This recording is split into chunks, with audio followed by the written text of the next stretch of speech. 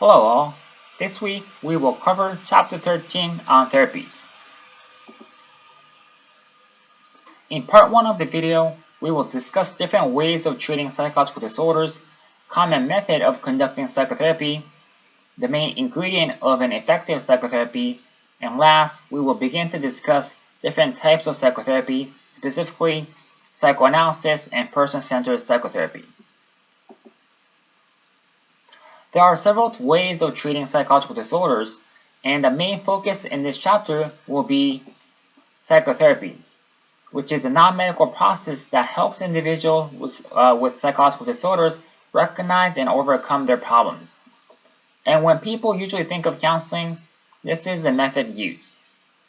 But as we discussed, there are many different types of psychotherapy, and one way we can categorize is by insight versus action therapy. So the focus of insight therapy is for clients to gain insight about their struggles and issues, whereas the focus of action therapy is to change behaviors.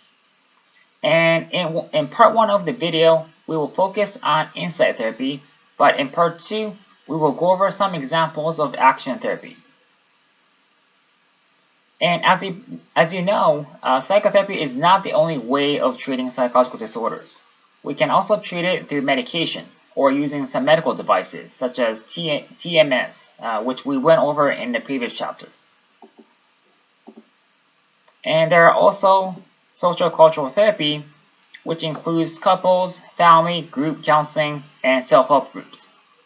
But as you can imagine, we can combine all these different approaches where a client may receive an individual psychotherapy, but also being prescribed a medication or even participate in group therapy at the same time. And even in a category of psychotherapy, again, there are different types, and we can actually combine different psychotherapy approaches or techniques and treat psychological disorders. This is called eclectic or integrative psychotherapy, which again uses techniques from different orientations types of psychotherapy. And according to the textbook, 50% of the therapists use more than one approach. So note that although we will be going over different types of psychotherapy, it is common to encounter a therapist who uses various types of techniques of psychotherapies. So there are many research on the effects of psychotherapy, and as you can see in this figure, psychotherapy has been found to be an effective way of treating psychological disorders compared to placebo and no treatment group where roughly 70% of the people improved. But what factor or an ingredient do you think is the most important for an effective psychotherapy? And this is regardless of the types of psychotherapy. So the main ingredient of an effective psychotherapy is therapeutic alliance, which is a relationship between the therapist and the client. So if there is a good working relationship between the two, psychotherapy is known to be effective. So now, having discussed some background information about psychotherapy, we will discuss the specific types of psychotherapy. So the first one we will discuss is psychoanalysis, which is a type of insight therapy. Again, insight therapy is for clients to gain insight about their issues and struggles, and psychoanalysis attempts to do that by revealing the unconscious conflict. And this was developed based on the theory of Sigmund Freud. In psychoanalysis, there are 3 basic structures of personality, and you might have seen an analogy of an iceberg to describe these 3 levels of our mind.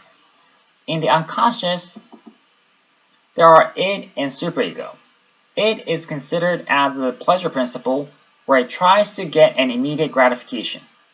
On the other hand, superego is our conscious, and it makes a harsh internal judgment of our behavior. And you can imagine that id and superego will fight and crash due to their focus or what they are trying to accomplish. In our conscious, there is the ego, which is considered to be the reality principle or act as a mediator between the id and superego, which again are likely to create a conflict. So here I have an example, and I want you to tell me what would the id, superego, and ego would say about going to the festival during the weekend, even though there might be a finals exam on calculus on Monday. So, Mary has been studying for weeks for the final exam in calculus. The test is Monday. On Friday afternoon, her partner Paul tells her that he has tickets for the Saturday and Sunday performances of the annual Shakespeare Festival. Mary loves Shakespeare and would really like to spend time with Paul, but feels guilty and anxious about it because she must continue to study for the exam. So, thinking of the characteristics of each id, superego, and ego, what would you think id would say? Id would probably say, just go to the festival on all weekend and have fun and forget about the exam. What would the superego say? Superego, on the other hand, would probably say to study during the weekends and not go to the festival at all. And last, what do you think ego would say? Ego would attempt to mediate the id and superego, probably by finding a happy medium. So ego would probably say that, okay, let's study for one of the weekend and go to the festival on the other day. So hopefully this example gives you some idea about the characteristics of id, superego, and ego.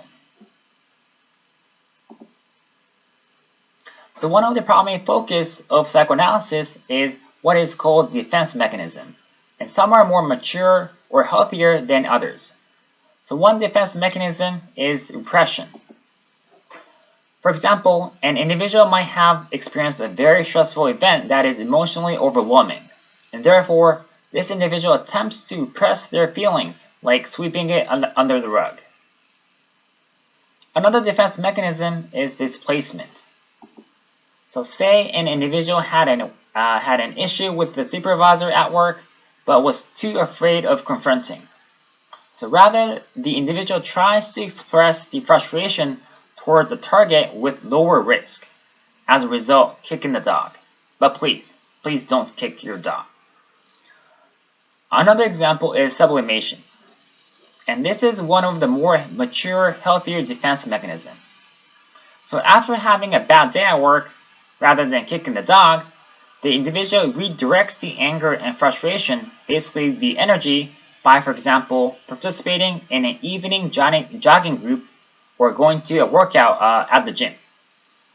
And there are more examples of defense mechanism, and we will actually go over in the next chapter on personality. But the goal of psychoanalysis is to lift repression, basically facilitating the client to gain insight.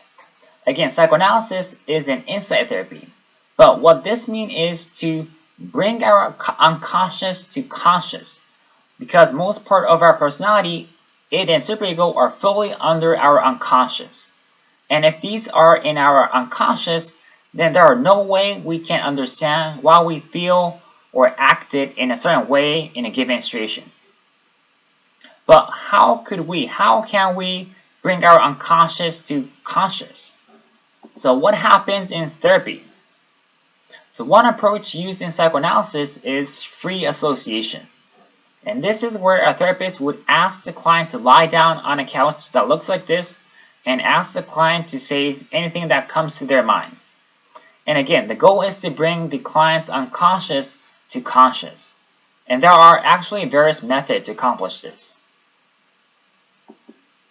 Another way is to interpret dreams, which you might have heard about. So Freud considered dreams as a royal road to the unconscious. Another way is to interpret client's resistance, which is client's unconscious defense strategies that prevent the person from getting insight into his or her psychological problems. So, an example of resistance is when a client comes in late 20 minutes to session.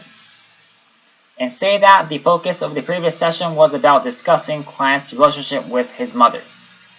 This may be a resistance from the client, as the client may not want to talk about the relationship with his mother because that may be the core of the client's issue that the client might be completely unaware of. Another thing that may happen during the session is to interpret transference. which occurs when a client is unconsciously relating to the therapist in ways that reproduce or relive important relationships in client's life. So using the same example, when a therapist is a female and the client was discussing his relationship with his mother, the client may begin to get mad towards the therapist. This is an example of transference, as the client is reproducing the relationship issues with his mother to the therapist. And by interpreting this process, the therapist is able to bring client's unconscious mind to conscious. So this is all part of the therapist. This is all part of the therapy, and this is what the psychoanalysis looks like. So there are a number of contributions by psychoanalysis. It provided ways to interpret clients' past relationship in a therapeutic manner. It was also the first theory to develop a concept of resistance and transference, and although we did not talk here, Freud also developed development stages of personality. But there are limitations. And one major limitation is that it takes a lot of time, and as a result, a lot of money. And this is especially the case for traditional psychoanalysis that Freud originally developed. But do you know that because of this limitation, there are psychotherapy that was built off from psychoanalysis called psychodynamic psychotherapy, which do incorporate many concepts we talked about, but it could be conducted in a briefer sessions. The last psychotherapy we will discuss in this video is the person-centered therapy, which was developed by Carl Rogers. This therapy is also insight therapy, and the client does most of the talking, and the therapist listens. This therapy is known to be non-directive, where the therapist remains relatively neutral, makes no interpretation, and listens in a non-judgmental manner. So even though this is the same insight therapy as psychoanalysis, person-centered psychotherapy is very different, where the therapist does not make interpretation of the situation, such as whether that may be a resistance or a transference or making meaning out of a dream. In person-centered psychotherapy, the therapists view mental health problems as incongruence or mismatch between the real self and ideal self. So, if a client has a certain image of whom he or she should be, but if those ideal self was very different from the client's real self, then Roger believed that may lead to mental health problems. So, to facilitate clients' congruence between real self and ideal self, Roger thought that it was important for the therapist to maintain 3 attitudes: empathy, unconditional positive regard, and genuineness or authenticity. Empathy is the ability to understand what the client is feeling, and this is the therapist's ability to understand accurately the client's experience and feelings in that moment, and often that's called here and now. Unconditional positive regard is the basic acceptance and support of a person regardless of what the person says or does. So this kind of goes in line with being non-judgmental listener. Last, genuineness is like what it sounds like. So it's important for the therapist to be genuine. And this is different from psychoanalysts or psychodynamic psychotherapists, who generally maintains a blank screen and reveals very little of their own personality in therapy. So, all these 3 attitudes make the therapist authentic and genuine. And I will post a video clip where Roger himself is conducting a psychotherapy. And it will be very interesting to watch and see how these 3 attitudes come into play as you watch.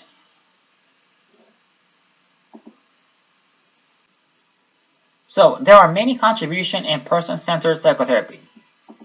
First, this was the first major alternative approach in conducting therapy other than psychoanalysis. Second, this was also the first major psychotherapy focusing on a therapy process or relationship between clients and therapists. But, like in any other psychotherapy, there are limitations, criticism. First, can this therapy be a one-size-fits-all treatment, meaning that would it work for every single client? No, and specifically for person-centered psychotherapy, because the client is encouraged to do most of the talking, it would be challenging with individuals who are withdrawn, unexpressive, or have psychotic disorders. But it will really work well, for example, among people who are trying to explore what they want to do in their future. Another limitation can be that constructs discussed, such as congruence and incongruence, can be difficult to measure as it tends to be quite subjective to the therapist. As a result, it becomes difficult to really know how far apart is the real self and ideal self.